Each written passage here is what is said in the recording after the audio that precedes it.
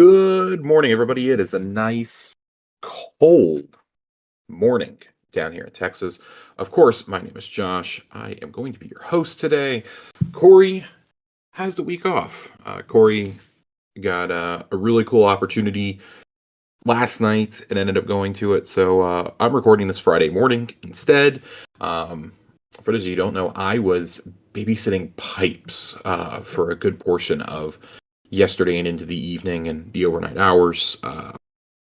We got some freezing weather down here in Texas, and I had a heater to decide I didn't want to go on the fritz. So luckily, my electricity held up. The ice did not take out the power lines this time around, so I just had to start with a blow dryer periodically.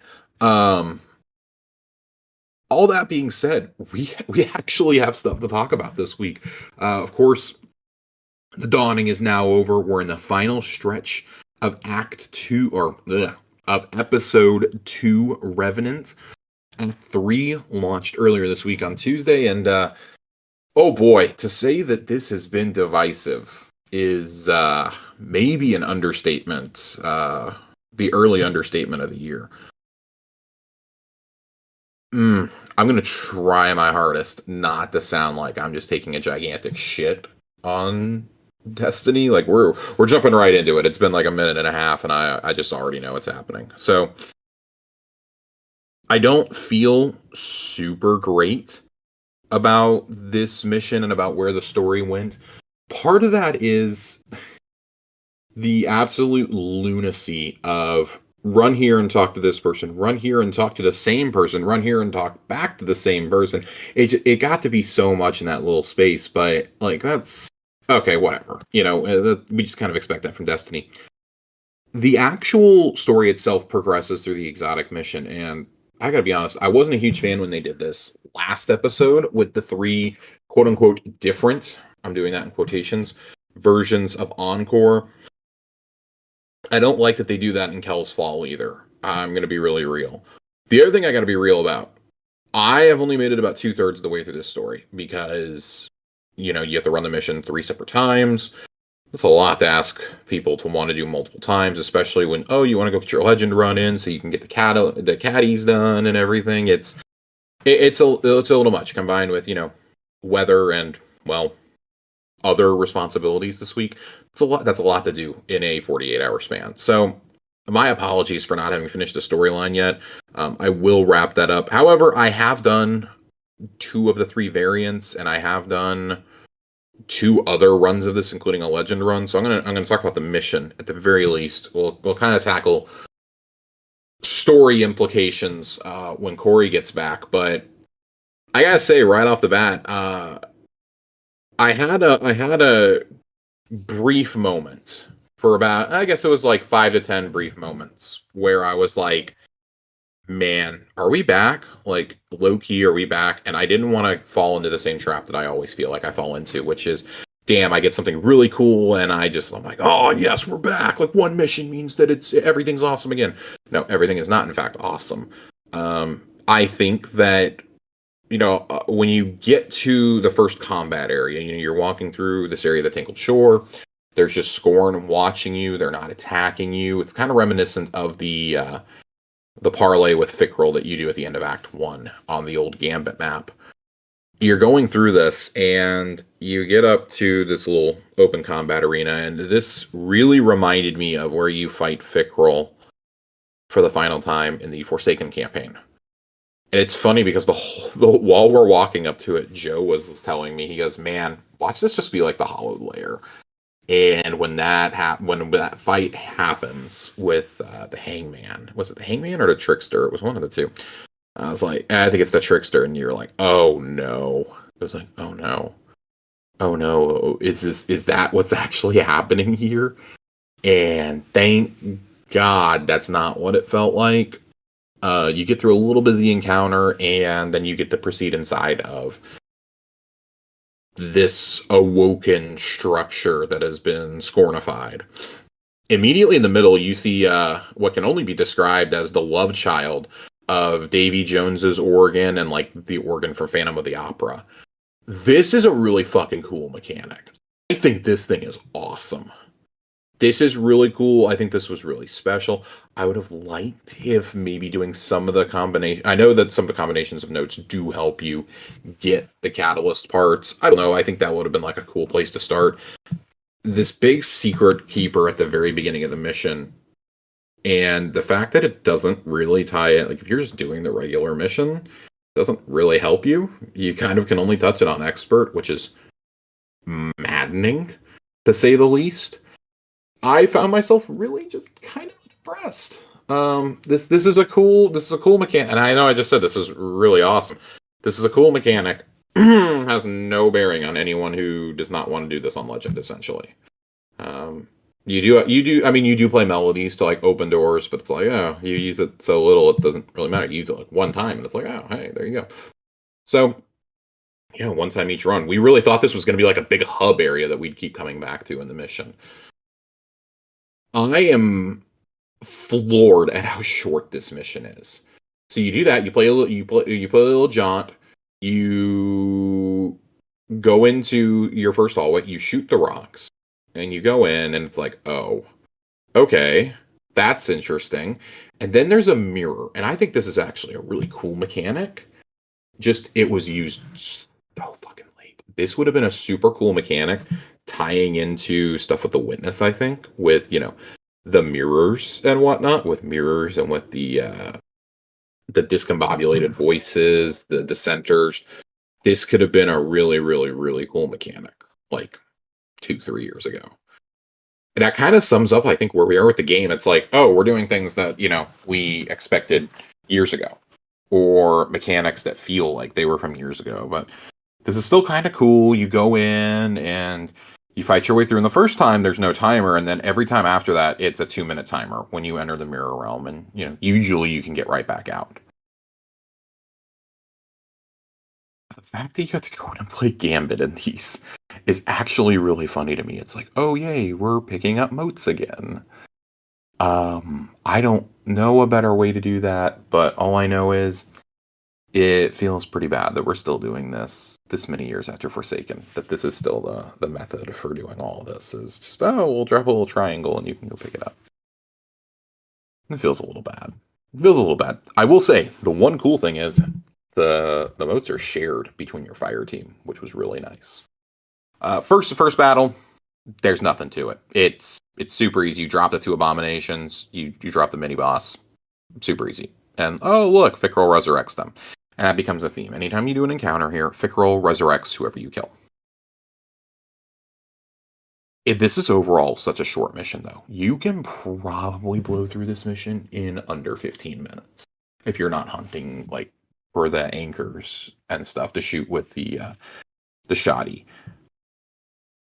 That was not super inspiring to me. This did not feel like an exotic mission. It felt like a story mission with a couple of cooler elements, essentially. Encore felt like it was more of an exotic mission, I'm going to be honest. Not just the length, but like the mechanics you do, the special puzzles that were hidden in there. It's like, oh, go find these anchors and shoot them with a shotgun. Hooray. And oh, by the way, you can cheese it. You can just like blow yourself up and reset the checkpoint and go shoot it again. And it's bugged, so like only one person can shoot it at a time. So if you wanted more annoyance, there you go. I found myself really whelmed with this mission. I don't even know if like underwhelmed is what I would say. I found myself whelmed. Like, oh, I genuinely had really been looking forward to this mission since we found out the name of it. At the beginning of the episode, I was like, damn, Kell's Fall. Like, that sounds really cool. Like, I know I just took a bunch of time off from Destiny over Christmas, and I've been traveling. I've been doing stuff with family and friends. I'm really excited to get back to Destiny. I'm really excited to play this mission. And damn, if I wasn't just kind of bummed out. This did not live up to the way. I don't know if a story beat is going to change that for me, but the fact you have to do this 3 times is really aggravating. So I'm already bracing myself to do that in Heresy. And I'll be spacing that out over a couple of days and not trying to do it in one session. But this kind of leads to a larger point that I'll get to in a minute. You get through this, and both times, like, oh, Fickrell's annoyed by you and just summons a minion to take care of you instead. And it's cool, like you take out the hangman, you take out the rifleman, like these are cool things that you're doing. And or trickster, rifleman, like who the fuck the second one is. I'll be honest, guys, I did this really late at night. I find myself being like, yay, I'm doing Forsaken stuff again. It is really hard at this point for me to see a path forward where the Scorn or the Elixir continue to be major parts of the storyline as combatants, like as people that we fight. Both races have basically been annihilated at this stage, and I haven't seen the ending. I have no idea what actually happens. I just know that a lot of people weren't super thrilled with the ending. I look forward to experiencing it for myself because y'all know Mithrax is my boy. I really love Mithrax. I like Ido.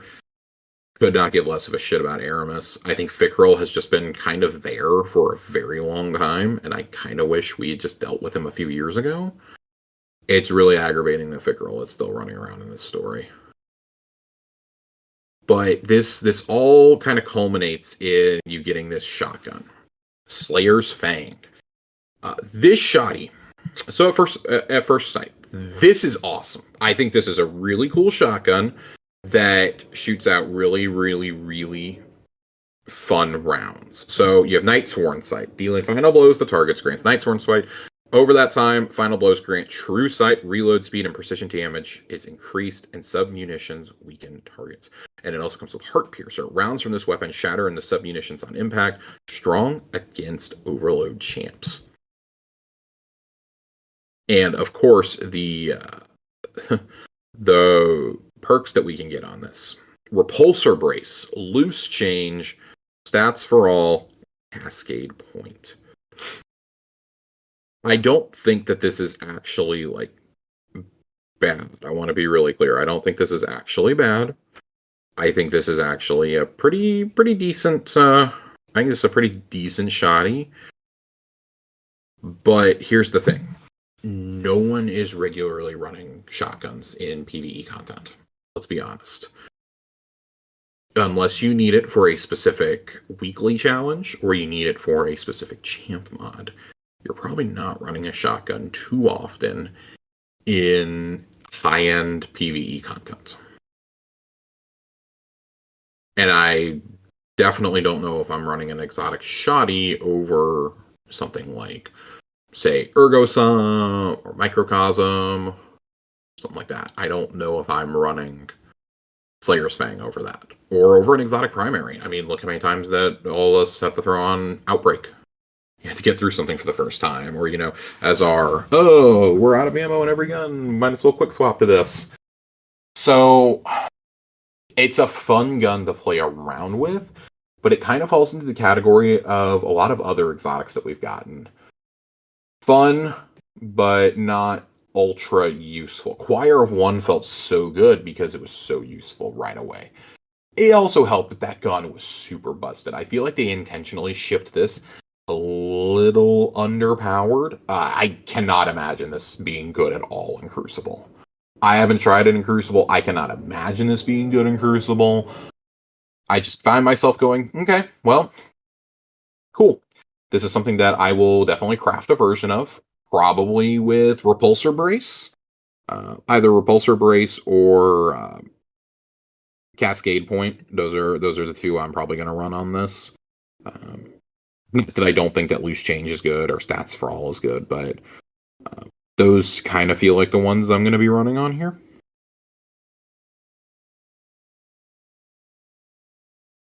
I don't know. I think that this is I think it's a decent enough gun, and again, like it's fun to play with. I just don't know how I ultimately feel about it as a whole. I think as a whole, this is a pretty rough gun. I want to see some people who are way more intelligent than me talk about this gun first and break down the ins and outs of it, because I'm not really digging it, but it was fun when I was playing with it. I just can't imagine us using this in high end content. Like, yes, it's wiping the floor with red bars. It's not doing a lot else. And I feel like that's kind of the problem that we're in with when it comes to a lot of exotic weapons. It's they've been getting made for so long, 10 years, 10 years, guys. Exotic weapons have been getting made, and I would argue that a lot of true exotics didn't really start coming until Destiny 2. But usually, when you make an exotic shoddy, short of Legend of Acreus, you're making it with PvP in mind. And I don't get that vibe here. I don't get that vibe at all. I think Alathenum, is Alathenum, is that how you pronounce it? The exotic breach loader from this season, I think is personally I find that more impressive as an exotic concept and as an exotic weapon. This is a cool, like it's, and I guess I shouldn't even say that. Like, this is a really cool concept. It just isn't hitting. And with a gun like this, you're really risking it becoming too OP if you tune it too much. And I think that's kind of the fine line you have to walk with some of these exotics now. I think they're really, really worried about doing another Choir of One, which just obliterated everybody, right? So it's not bad. It's certainly not great. But if you're playing like strikes and stuff, I see no reason why you can't just run around with this and have fun. Or you're playing battlegrounds, you're playing some onslaught. You could probably run around with this for most of it. Maybe some rounds of Prison of Elders. But I personally would not be running with this on the Legend version of Kell's Fall. Even I just felt like I didn't really have a great arsenal. So that's just me. That's also like partially in how I play the game. It really throws me into whack or out of whack. So overall, just I don't know, cool weapon. It looks cool as shit. This weapon looks cool. I think that the visuals when it shoots out the submunitions looks awesome. Just I don't know. It doesn't feel great. I also think shotguns are like really tricky to make feel good in almost any game. I'm not the biggest shotgun user in this game. Occasionally in PvP, but never been a massive shotgun guy outside of when Ikelos was the meta, and that was way back in Warmind. So Warmind, and I think maybe one season after that, Ikelos shoddy was just chef's kiss. So I typically like to keep that second slot open for a rocket sidearm, an SMG, something like that, because I like to do kind of longer range with my primary, do a pulse or a scout. Speaking of weapons, though, we got two new legendaries drop this week. We got the Red Tape Stasis Scout Rifle and Heretic's Favor, a Stasis rocket launcher. I want to start with the rocket launcher. I'm not the biggest fan. I have not gotten a good roll on this. Big shock. It's only been out for like 3 days. I have not gotten an amazing roll on this just yet. I do think there's some good perks on here. You can get tracking in that first column. You can get tracking. You can get field prep. You can get auto loading, which basically everybody loves auto loading. You can get Rhyme Stealer, which interesting. You can get Quick Draw. You can get Slide Shot. If I was going in that first column, I'm probably going tracking or auto loading. The second column is where I get interested. You got Harmony, Cascade Point, or excuse me, that's auto loading. Let me start again. Explosive Light. Jesus Christ, I'm so tired. Quick Draw. Quick Draw apparently can roll in both columns. That can't be right, unlike GG. Bipod, Frenzy, Vorpal, and Chill Clip. It's really hard to go wrong with Chill Clip or Explosive Light. I think those are both really, really good. Still tired and true. It says a lot that Vorpal is not one of the more popular wants on this gun. That just shows you like kind of how far we've come with weapon perks over the last couple of years. I still like Bipod. I personally am still a Bipod fan, but I think if I was going to do that, I would have to have auto loading for sure. If I was going to do Bipod, I still really like Chill Clip though. Man, bump in the night with Chill Clip is still one of my favorite legendary rocket launchers.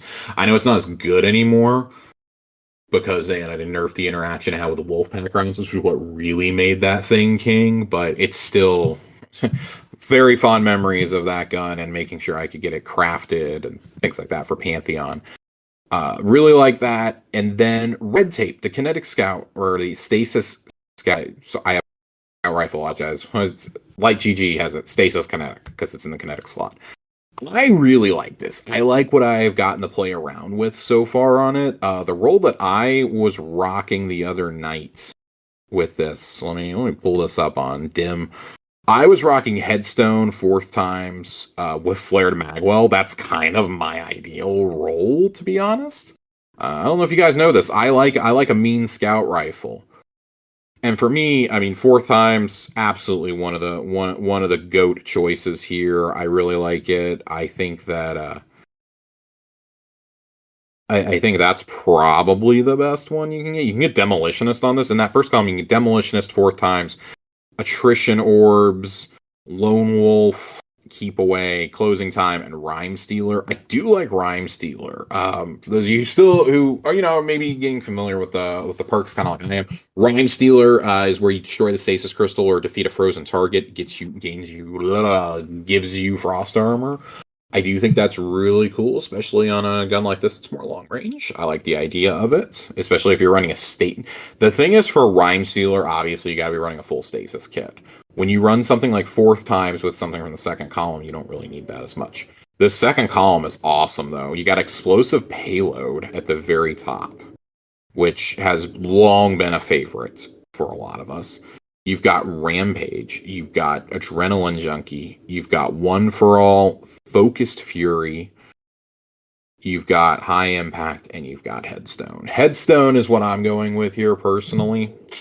And you combine that with Rhyme Stealer, you can do really good. Combine that with four times like I am, and I think it gives you a really, really, really awesome combination, something that's really potent. I'm still a Focused Fury fan personally, but I understand why in this column you wouldn't want that as much. My only complaint, so this is at 200 RPM. I like the fire just a little bit faster, just a tiny bit. But it fires roughly about how Night Watch, I think that's the old Gambit scout rifle. I haven't used it in years at this point, but I'm pretty sure that's what it is. I think it's Night Watch. It's semi-comparable, I would say. Yeah, Night Watch, that's what it is. It's a 200 RPM, just like that. That probably explains why I like it. I always liked Night Watch a lot.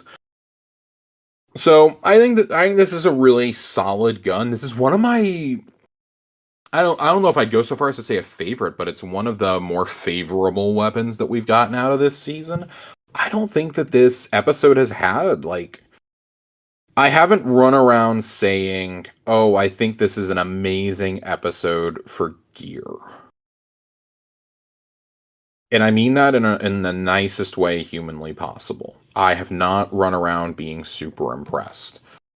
And obviously I'm leaving the dungeon weapons. The dungeon weapons were awesome. The AR, of course, both grenade launchers, those are awesome.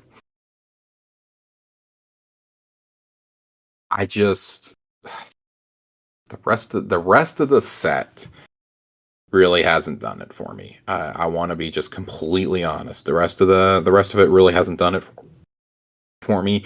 I think Liturgy is okay. Exuve, okay. I like the live fire scout that can drop. That's a world drop though. In terms of other actual gear that can drop from the activities, I don't know. Nothing's really doing it for me. Vantage, I will lie. I did lie to you. I think Vantage Point has kicked ass. That has quickly become one of my favorites. I have both jolting feedback and oh god, what's the other perk I have on it? I just equip it without even thinking. I want to say I have stats for all on mine. I don't remember exactly. Let me pull it up on Dim, since I still have Dim open. Yeah, jolting feedback stats for all is what I've been running on it. And I really, really like that gun. I know it's not the ideal combination, but I really like it on that. That thing is an absolute monster in shred stuff. I was using it in contest on Vesper's Host, and I've continued using it. So really, really like that. Had a lot of fun with it. Insurmountable. I'm getting more used to Insurmountable. Don't know if I really love it. Not the sidearm I would necessarily be picking. Sovereignty, the scout rifle, it's fine. The SMG is fine. Bittersweet, I think, has, funny enough, kind of climbed up my list of guns that I like this episode. It's fine. And, you guys just heard what I think about the new weapons. So, yeah, overall, not super thrilled with this episode's guns. In stark contrast to last episode, where I liked probably 2/3 of the weapons that could drop from the seasonal activities. And even Wish, where I thought it was a decent arsenal. But that leads me to the point that I really wanted to make tonight, and that is, I think we can all mostly agree. I know there's going to be some that don't agree with this, but I feel like it's a pretty common opinion that episodes have, by and large, been a failure. Episodes are longer, more drawn out seasons, and honestly, this episode felt worse than previous seasons because you get everything dropped at once, which, keep in mind, I was somebody who championed this, but it really lays bare some of the issues with the game structure. Previously, when it was like, oh, go talk to this person, go do an activity, come back and debrief, listen to a radio message, that was still okay because guess what? You were doing that once a week, and then, oh, well, I'm already here. I'm going to go run some other stuff. I'm going to go run stuff with my friends. Oh, that only took like 20 minutes of my time. I'm going to go do some other things. I'm going to go run some GM. So I'm going to go play some Crucible. I'm going to play some Iron Banner or something. Maybe I'll go get a dungeon run in. This episode, really from the end of Echoes, and then especially in this episode, I've seen my playtime plummet. I don't know if it is just a me thing, if I finally have hit the point of I'm just exhausted and burned out and I'm tired of feeling like I'm doing the same thing all the time. I have not been engaged with this episode, and it's a shame because it really feels like this was an episode that was tailor-made for me in a lot of ways. Onslaught, I can pretty easily point to as, well, damn, I'm just tired of Onslaught. We had a whole edition of Onslaught earlier this year with Into the Light. Okay, cool. Like I think the upgrades are better this time around. I think I think Onslaught Salvation is generally more fun to me. I like the maps a little bit better, but okay, sure. Prison of Elders, something that I have championed for years as coming back as an activity, and I would actually like for them to find a way to keep this in the game. I think it would be really cool to find a way to keep this in the game. Again, I just have found myself, I did a couple runs when it first came out, and I was like, with our good old friend Nerd, and I was like, nope, I think I'm good. I think I'm good on this. I've went back and I've done some this week as well, trying to craft some of the tonics I've missed out on, and it was fine. It was fine. That fine does not mean bad. I want to be really clear. Fine does not mean bad. It was just fine. I do enjoy how the challenge ramps up on you in there. I like it. If you're going with a pre-made fire team, it's a lot more fun than playing with randos, for sure. It's kind of similar to Coil in that feeling. So I am still enjoying that. And then, you have the exotic mission, which just, as far as keeping my engagement going. The only positive I will say coming out of this is we only have 25 days until the episode Heresy drops. Heresy, I don't want to make it sound like Heresy is like my make or break point, but it kind of feels like it's getting to the point where that maybe this may be the end of me playing multiple days a week. I feel like I've reached that point now where I'm not enjoying myself. I'm not having as much fun. My enthusiasm is kind of at an all-time low, which is a shame because you guys know I am unashamedly honest with how I feel about the game. I've always tried to find the positives. Like I said before Christmas, I'm not going to lie. We're not in a great place. I'm not in a great place when it comes to playing this and engaging with the content. And that's led to me thinking about a lot of things.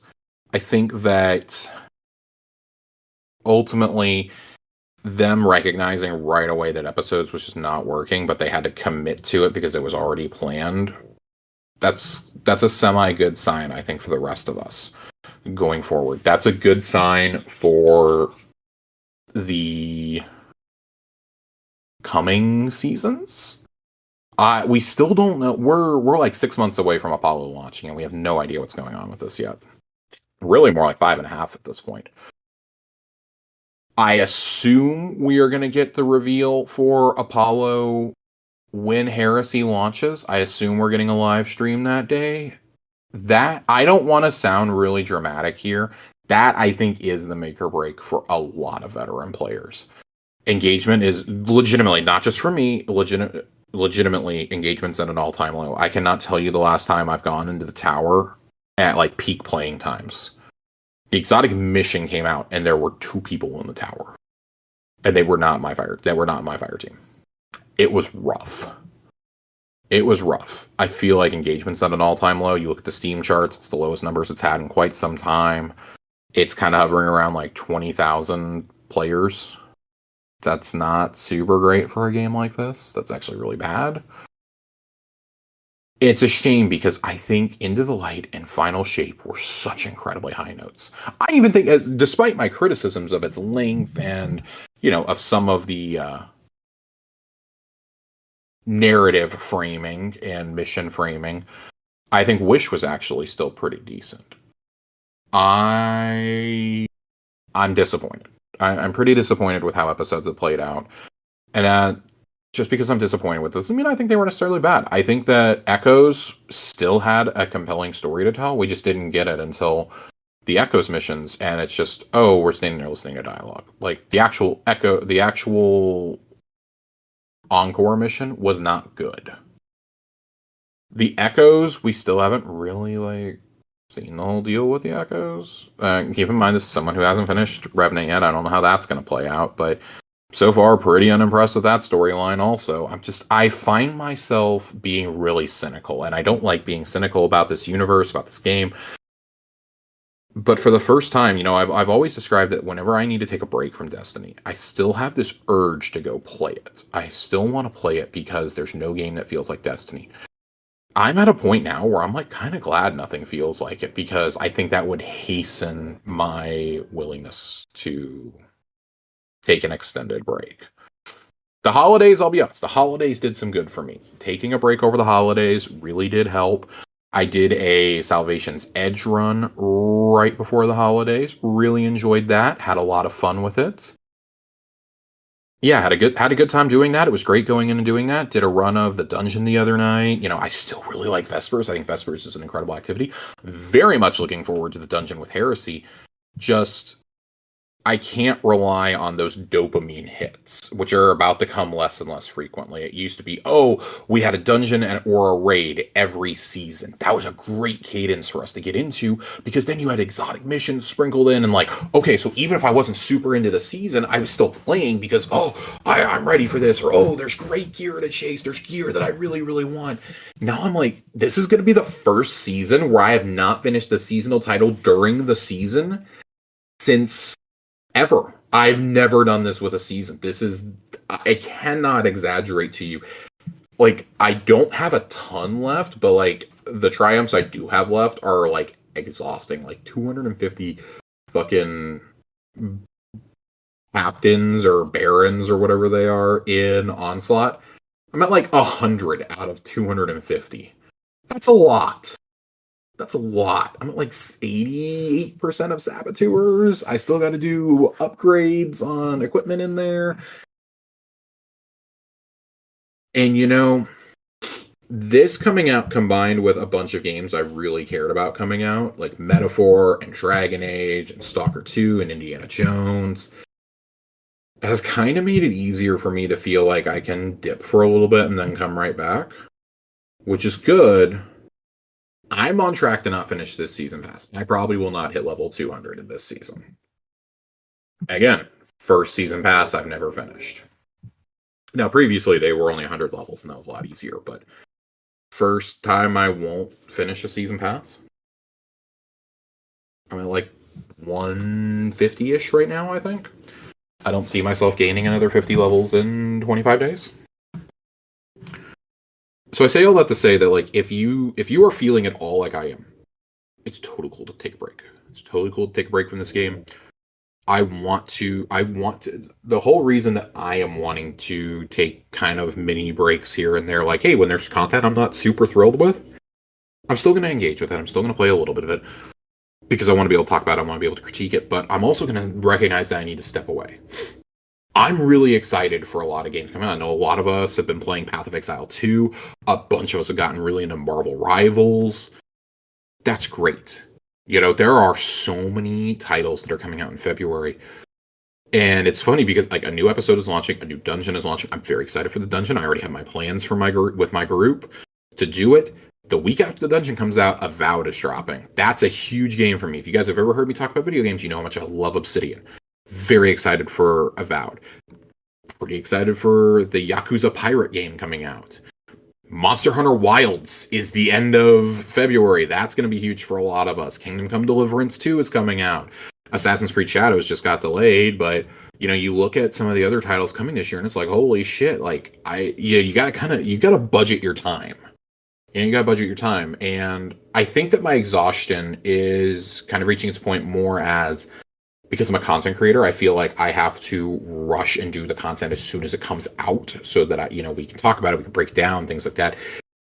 After almost 5 years, it's just become exhausting to keep up with it. It is near impossible to do that, to have a life. This is just one game, but like I have to make sure I set aside this one game. It's not like, oh, like when we do Xbox Casuals, I can talk about like what I've been playing and like what games I've been engaging with on Game Pass or on Xbox or PlayStation or whatever. Like the Switch 2 is on the way. We're getting that reveal here in the next few weeks. We're getting a developer direct from Xbox. We're probably getting a PlayStation State of Play in the next month or two.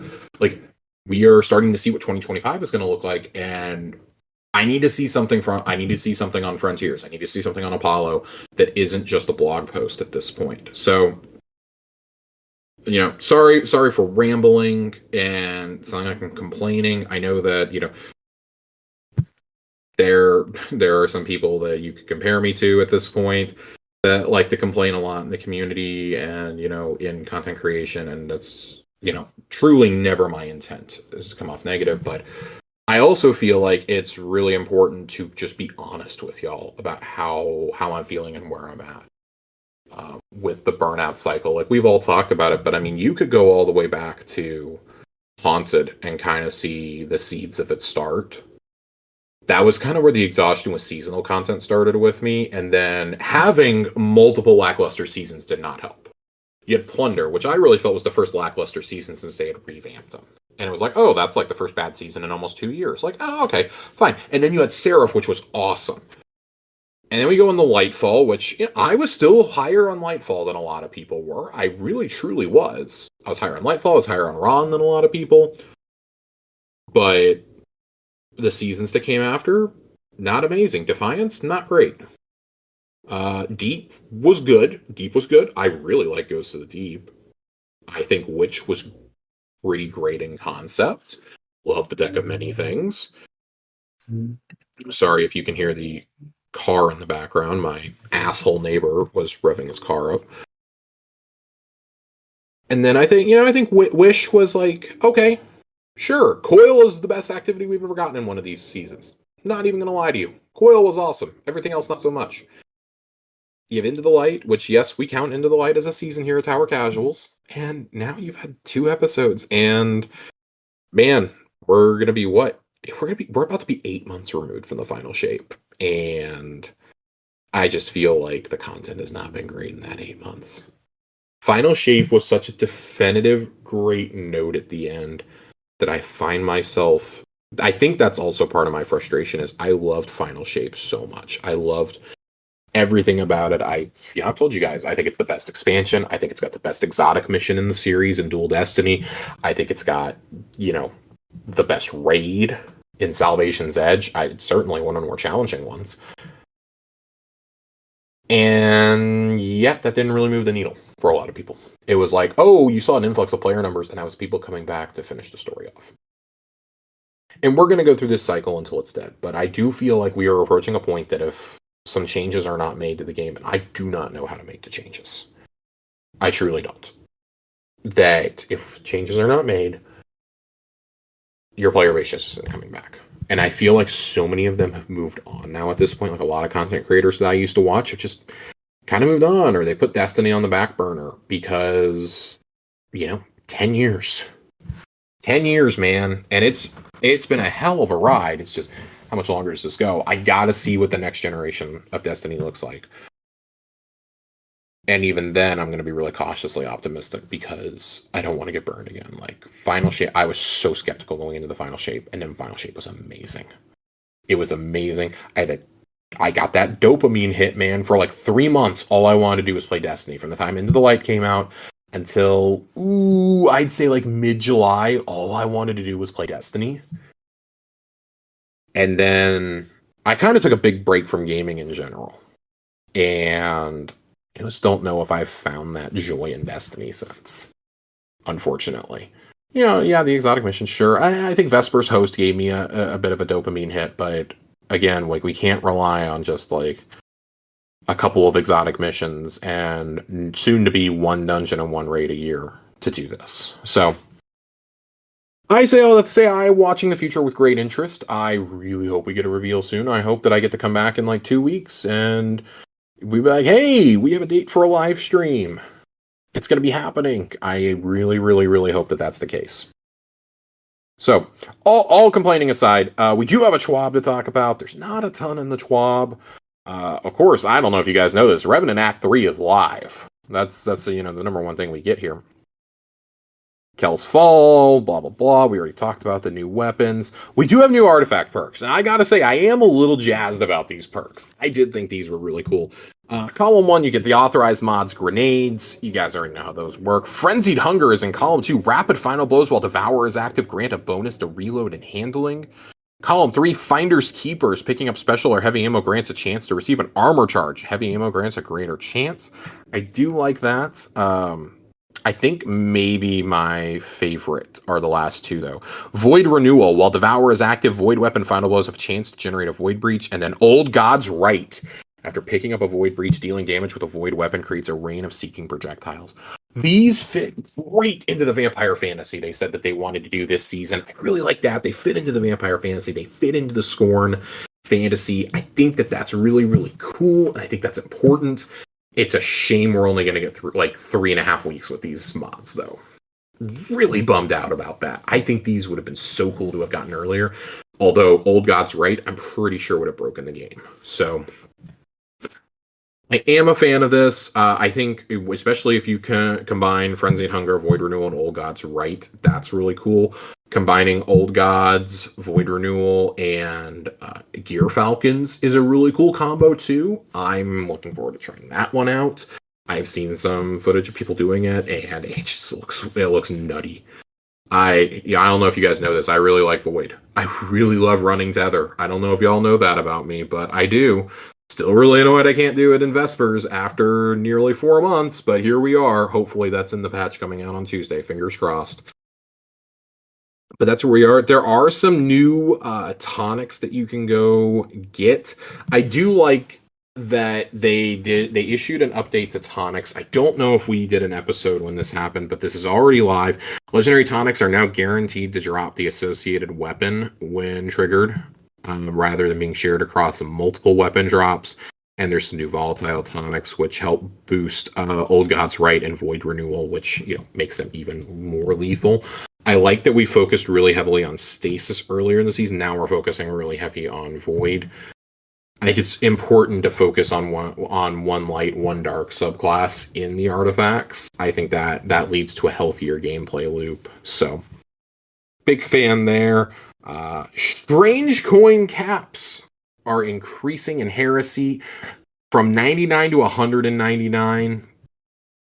Cool. I think this is largely because of how expensive those class items are, so you can buy more than like one a week. That's my personal theory, is that, and it helps newer players catch up.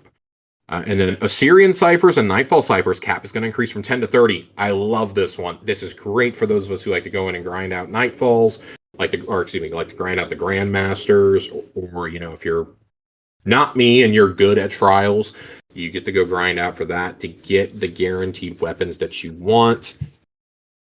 I wish this was already in here because I'd really like to get a rake angle. I still have not gotten a good one. I have not gotten a adept one at all.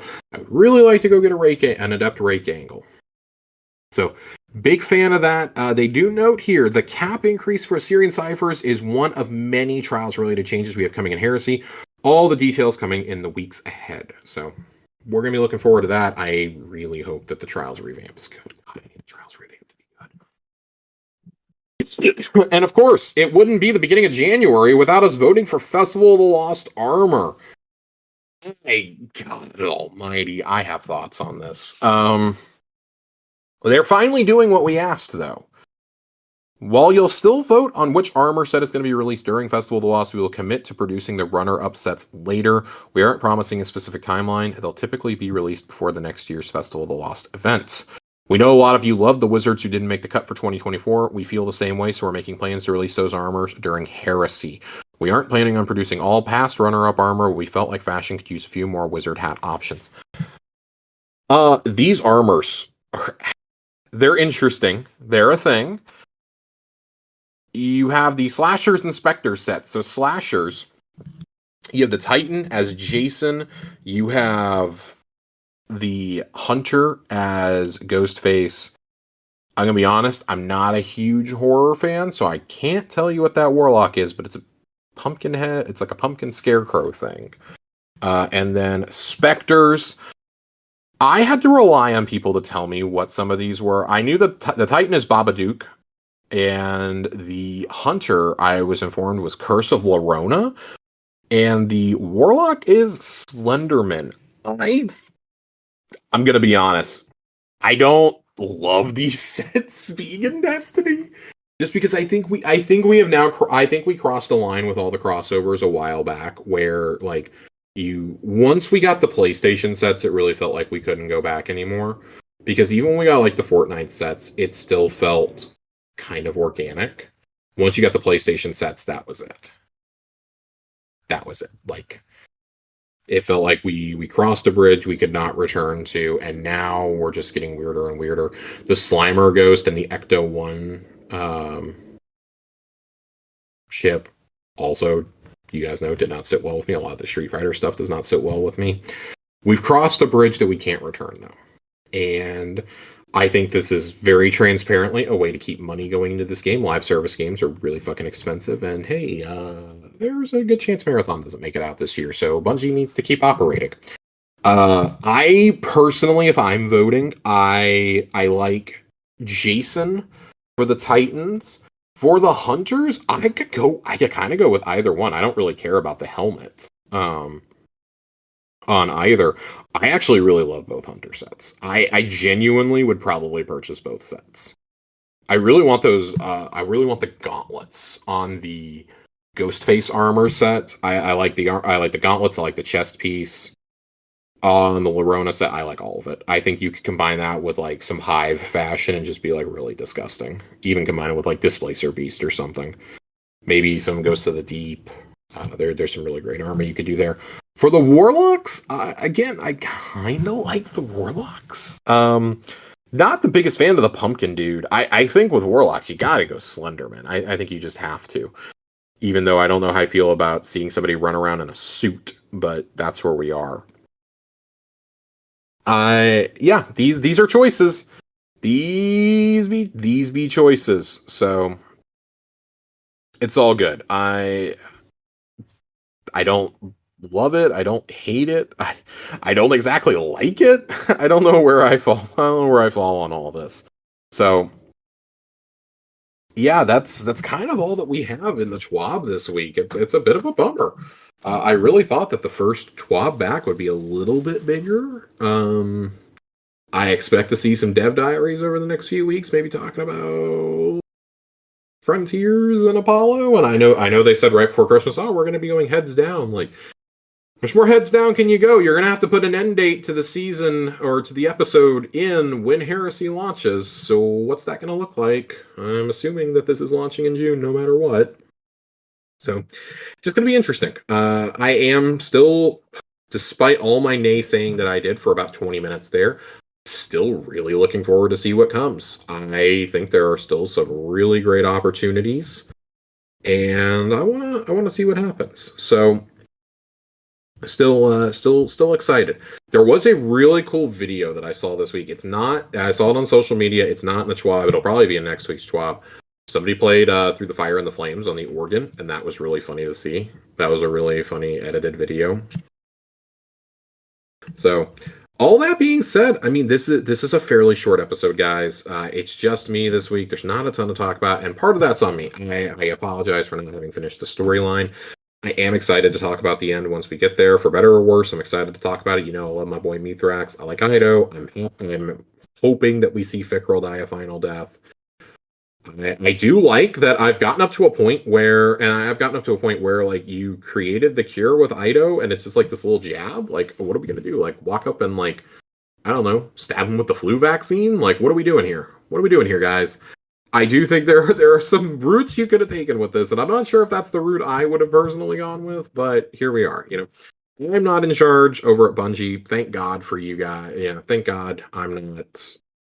You guys, you know, I don't want everybody being mad at me for making decisions. So, all that being said, I hope that everybody had a very good dawning season. We did host a dawning fashion contest. As is tradition, Nadiki won it. That should come as absolutely no surprise to anybody. We had a three-way tie and had to do a runoff between Nadiki, Titan, and Fox. And, you know, Nadiki just kind of ran away with it with his best dragon-themed armor. I said it had to be Dawning or Stroll Dragon, since that was the Dawning set that we got this year. But, you know, again, thanks everybody for participating in that one. And thank you to anybody who contributed to our Tower Casuals Awards. We read those off last episode, of course.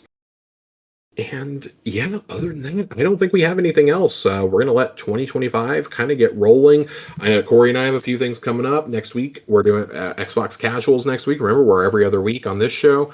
Xbox Casuals will drop next week on January the 17th. Looking really, really forward to that. We're going to talk some Game of the Year and some predictions going forward for the upcoming Developer Direct for Xbox, which I believe is happening on the 23rd, which is 2 Thursdays from now. So you may get a double episode that week. You may get a Developer Direct, Xbox Casuals, and a Tower Casuals that week. Got to talk to him about that. Next week on the 16th, also, this is not on the Tower Casuals channel. It'll be over on the Boss Rush Games channel. Something that Corey and I have been working on. The Bossies will be going live. Basically, our awards for the entire year. You know, us and all the people over at the Boss Rush Network, as well as some special guests. You guys might want to tune into that. Some special guests are going to be a part of it, also helping us present the awards. Very excited. There's been a lot of work that has gone on into this. I think Corey's been working on it since basically Thanksgiving. Me and him were writing scripts back then, and there was a whole vetting process for the nominees, and I think it's going to be really, really cool. I can't wait to see the finished product. And your boy is presenting a few awards there. I will be presenting, of course, Best Xbox Game. Who else but the host of Xbox Casuals? And also presenting Best Anime. So come by, check that out. That's going to be fun. I'm sure we'll post a link to it in the Discord. Thank you to everybody for listening. As always, I know that this has been kind of an up and down episode. I am still really stoked to see what we get with Heresy. And, I hope to keep making Destiny content. I still really like doing this. I still like the game. Despite what you guys may think, I still do really like the game. I just, sometimes you got to take a break. Sometimes you got to take a break and go play other things. I think I'm starting to find my groove again, despite everything that I said. I think the hook is starting to get its way back into me. So, until next time, we love you, and we will see you guys Starside.